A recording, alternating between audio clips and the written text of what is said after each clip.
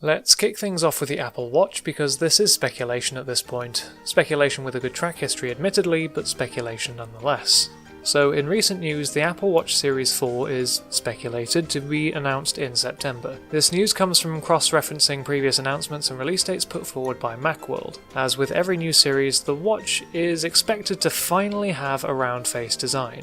The square design has always been distinctly Apple, making it visually stand out from other smartwatch competitors. Even then, and rumours aside, a round design is something that Apple Watch owners have wanted as an option since the beginning. I personally don't see a complete aesthetic overhaul with the next series, but the choice between the two would be a welcome addition. Other speculated features include Face ID, increased battery life, and switching from OLED screens to micro LED, and more. It certainly sounds like an impressive step up from previous models, but more on this as updates are confirmed.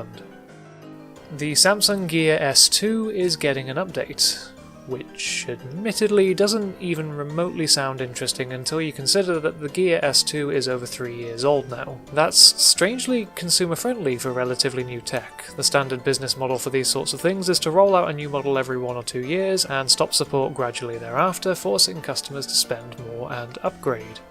Not here though. At first I thought that the sales figures and ownership data would show a large ownership for the Gear S2, but as I tried to confirm those numbers, the information would prove strangely hard to find. Samsung are very proud of showing how well the device sells in South Korea, selling around 2,000 per day, but nothing about worldwide figures, which suggests the Gear S2 sales aren't all what they'd hoped, which makes it even more surprising that the damn thing received a significant update 3 years later. From a business sense, I don't understand it, but that doesn't detract from it being a positive for the consumer. At any rate, the update provides a new fitness feature and redesigns the interface to make it more optimized for the circular screen. Now there's uniformity between the screens. If you've been holding off on Samsung's watches, maybe now would be the time to take that risk.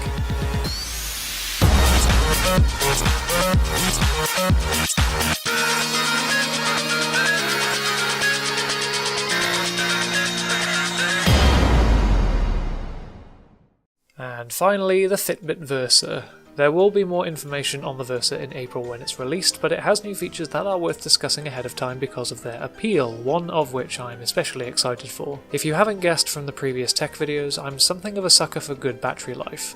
Regardless of how exciting certain features might be, they mean absolutely nothing to me without a good battery life to support them. In fact, I never got around to picking up a smartphone until 2013 because all I ever heard were complaints from everyone else about how quickly the batteries die, no matter the device. That may seem completely incidental to the Fitbit Versa, but I mention this because the Versa touts a battery life that lasts over 4 days. Okay, so maybe comparing it to that of a smartphone is unfair because a phone is constantly doing more, but nonetheless, given the nature of how we use smartwatches, a good battery life is key, and it's great to see the Versa succeed in this area. I'm excited to see how this one fares once it's released.